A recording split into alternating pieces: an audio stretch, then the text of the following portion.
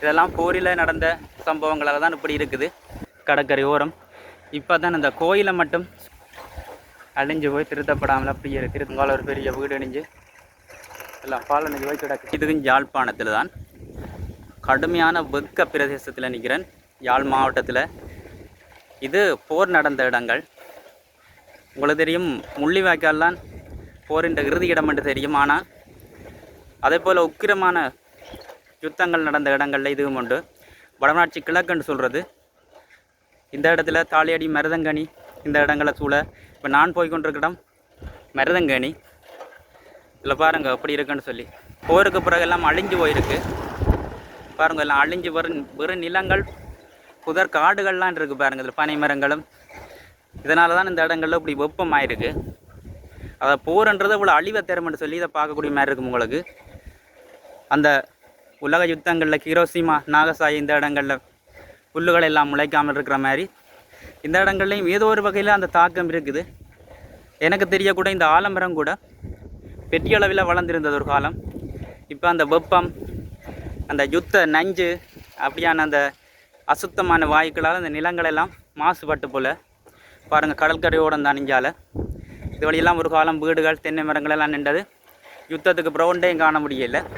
ஏற்ற இறக்கமான வீதிகளையும் பனை மரங்களையும் தான் பார்க்கக்கூடிய மாதிரி இருக்குது. சரியான ஒர்க் இந்த இடத்துல. அங்கங்கே ஒரு சில வீடுகள் காடுகள் இதுகள்லாம் தெரியுது பாருங்க.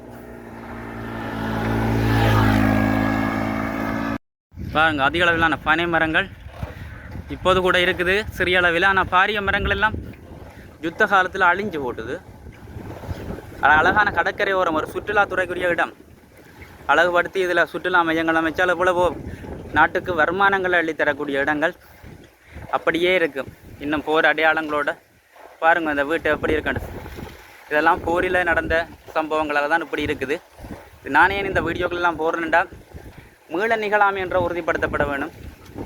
இப்படியான நினைவுகள் இல்லாவிட்டால் ஏதாவது திரும்ப பாருங்கள் இந்த வீடெல்லாம் அப்படி இருக்குண்டு எல்லாம் அழிஞ்சு போயிருக்கு பாருங்கள். இன்னும் ஒரு யுத்தம்ன்றது இவ்வாறான தாக்கங்களை கொண்டு வரன்றதுக்கு இது அடையாளங்கள் பாருங்க. இன்னும் இந்த வீடுகள் எல்லாம் அப்படியே தான் இருக்குது. எல்லாம் யுத்தத்தில் அழிஞ்சு போய் பாருங்க. தென்னை மரங்கள் எல்லாம் இவ்வளவு உயர்ந்து வளர்ந்திருந்தாலும் சரியான வகையில் அந்த நிணநீர் காய்க்கக்கூடிய சூழல் இல்லை. என்று சொன்னால் அந்த மண்ணில் இருக்கிற உரிமம், அந்த உரம்னு சொல்கிற அந்த தன்மை வந்து கெட்டு போய் இந்த நச்சுக்கள் வெடிகுண்டுகளால் அது பாதிக்கப்பட்டு தான் மரங்களை நிற்கிது. போரின் தாக்கம் இப்படியான விளைவுகளை கொண்டு வரதை பார்க்கக்கூடிய மாதிரி இருக்கும் பாருங்க. இதில் பாருங்கள் இன்னொரு வீட்டை காட்டுறேன் எப்படி இடிஞ்சு விழுந்து போயிருக்குன்னு பாருங்கள். இதெல்லாம் போரில் அழிஞ்ச வீடு தான் பாருங்கள் எப்படி இருக்குன்னு சொல்லி. இந்த போட்டிக்கோ நிலத்தில் வந்து விழுந்து போயிருக்கு. ஒரு பக்கம் ஓடுகள் இல்லை.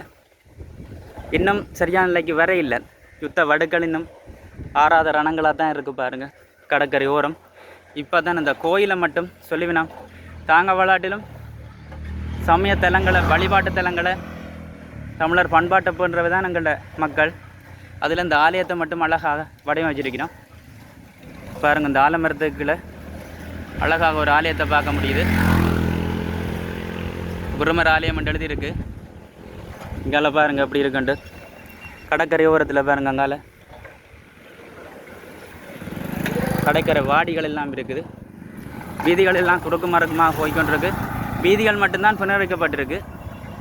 2009 யுத்தம் மௌனிக்கப்பட்ட பிறகு எத்தனை வருடங்களாயும் இந்த சூழல்கள் வீடுகள் எல்லாம் இன்னும் அதே ஒரு மாறாத தன்மையோடையே இருக்குது. இது மாற்றம் பெற வேணும்னு சொன்னால் நிறையவே இந்த இடங்களில் மரங்கள் எல்லாம் வச்சு வளர்த்து ஒரு நிழல் பரப்பக்கூடிய சூழல் வந்து பசுமையாக இருக்கும் பொழுது தான் இந்த இடங்களில் மாறும். இங்கே பாருங்கள் ஒரு வீடு தங்களோட முயற்சியாக அழகுபடுத்தி வச்சிருக்கணும். வீடெல்லாம் தென்னை மரங்களை நட்டு. இங்கால அப்படி இல்லை. இங்கால பாருங்கள் கொஞ்சம் கொஞ்சம் மரம் நிற்க அப்படி பசுமையாக இருக்குன்னு சொல்லி. இதுவும் அந்த யுத்தம் இடந்த இடம் தான். ஆனால் ஒரு குறிப்பிட்ட மரங்கள் நிற்கிறதால இதாக இருக்குது. இதனால தான் இந்த பகுதியில் கடுமையான வெப்பமும் வந்து இதுக்கு யாழ் மாவட்டத்தில் தான் இருக்குது. பல பேருக்கு யாழ் மாவட்டத்தில் இருக்குன்றே தெரியாது. யாழ் மாவட்டத்தில் தான் இந்த இடம் இருக்குன்னு தெரியாது. ஒரு தனிப்பிரேசையில் தான் வடமராட்சி கிழக்குன்னு சொல்கிறது. நிறைய மக்கள் வாழினம். கிட்டத்தட்ட 18 கிராம சபையால் பிரிவுகள் இருக்குது பாருங்கள். இதில் டிப்பர் வாகனங்கள் எல்லாம் வந்து கொண்டிருக்கு. சூழல்களில்.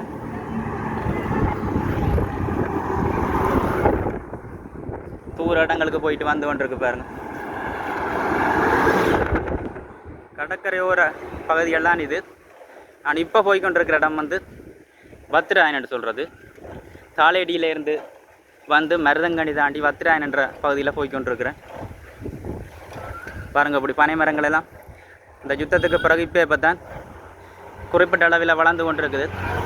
சின்ன சின்ன வளையன்னு சொல்லுவினா இந்த மரங்கள் எல்லாம் நல்ல உயரமாக வளர்ந்து இந்த சூழலில் நல்ல நிழலாக தரும் பொழுது தான் இந்த வெக்கைகள் எல்லாம் தனியும். அது வரைக்கும் இப்படி தான் இருக்கும் பாருங்கள். யுத்த வடுக்கள், டொய்லெட் எப்படி இருக்குன்னு சொல்லி பாருங்கள். அங்கால கிணறு, வீடுகள் இருந்த அடையாளங்கள் எல்லாம் இருக்குது. சில இடங்களில் திருத்தி போட்டுருக்கணும் பழைய வீடுகளை. பல பேருக்கு முள்ளிவாய்க்கால்னு தெரிந்தாலும் எப்படி யுத்தம் நடந்த இடங்கள் தெரியாது. அதனால தான் நான் இந்த காணொலியை உங்களுக்கு பதிவு செய்து காட்டி கொண்டிருக்கிறேன். இங்கே பாருங்க, வீடு அப்படி இடிஞ்சு போயிருக்கேன். இதெல்லாம் வந்து புனரமைக்கப்படம் அப்படி இருக்குது.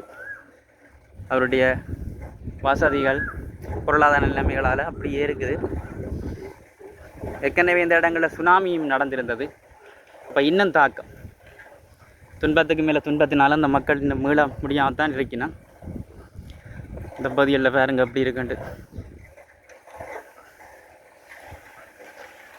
இந்த வீடெல்லாம் எப்படி இருக்குன்ட்டு பாருங்க. யுத்தத்திலே எல்லாம் கலண்டு போய் அப்படியே இருக்கு. அழிஞ்சு போய் திருத்தப்படாமல் அப்படியே இருக்கு. திருத்த மேலாது இந்த திருத்தக்கூடிய மாதிரி இல்லை, எல்லாம் பாம்பு பிளாஸ்ட் பண்ணப்பட்டு பாருங்க அப்படி இருக்கு. இங்கே பாருங்க வீடுகளெல்லாம் அப்படி அழிஞ்சு போயிருக்கு. இங்கே சிறிய கோயில்கள் மட்டும் புனரமைக்கப்பட்டிருக்குது. மற்ற இடங்கள்லாம் அழிஞ்சு தான் இருக்கு. பாருங்க அப்படி இந்த சூழல்கள் எல்லாம் இருந்தது.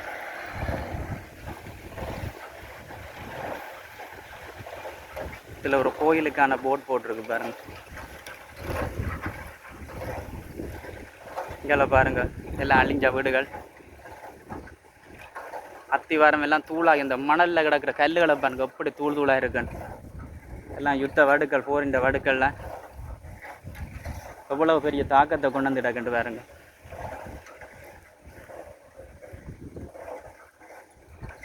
மரங்கள் எல்லாம் எப்படி இருக்குன்ட்டு பாருங்க. இங்கால ஒரு தியான மண்டபம் இப்போ தான் கட்டி இருக்குது. ஸ்ரீ யோதி ஆச்சிரமம்னு சொல்லி ஒரு தியான மண்டபம் கட்டியிருக்கு. இங்கே ஒரு விளையாட்டு கிரவுண்ட்ஸ் இருக்குது.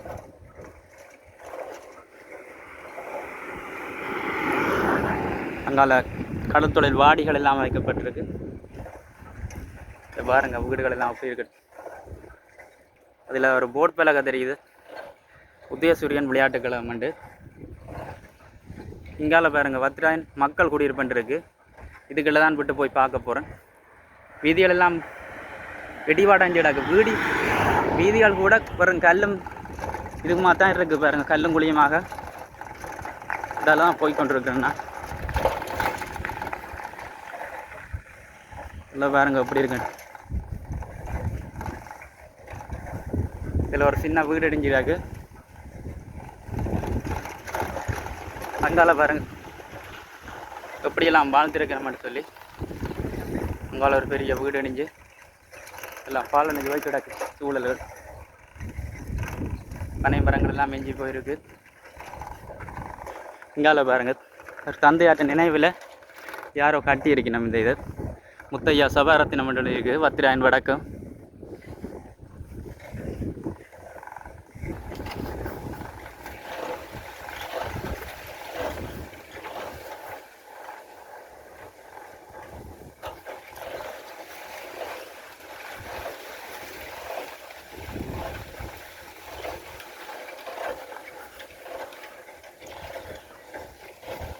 இந்த இடத்த வந்து மருதங்கனி சொல்கிறது.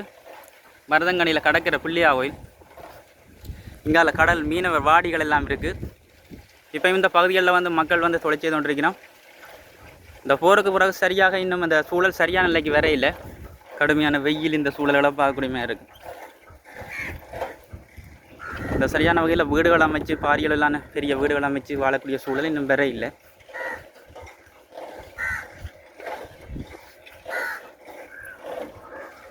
இப்போ இந்த இடங்களில் இப்போ சரியான இல்லாமல் வருமெண்டா இந்த மரங்கள் எல்லாம் அதிக அளவில் வளர்ந்து குளிர்மையாக இருக்கும் பொழுது தான் நல்ல ஒரு சூழலை கொண்டு வரும். அழகான கடற்கரை ஓரம் ஒரு சுற்றுலா பயணிகளுக்குரிய இடம்தான் இது. பாருங்கள் எப்படி இருக்குன்னு சொல்லி.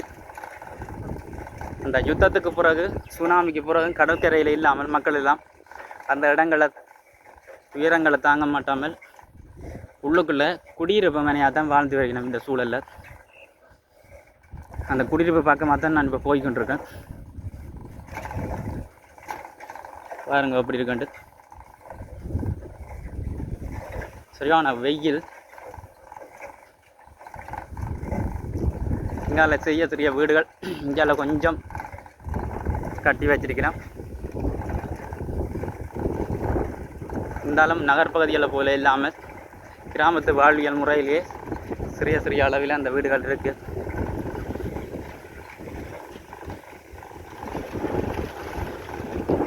அங்கொன்றும் இங்கொன்றுமா சிறிய வீடுகள்லாம் காணக்கூடிய மாதிரி இருக்குது. தொடர்ந்து அடுத்த பகுதிகளை சந்திப்போம்.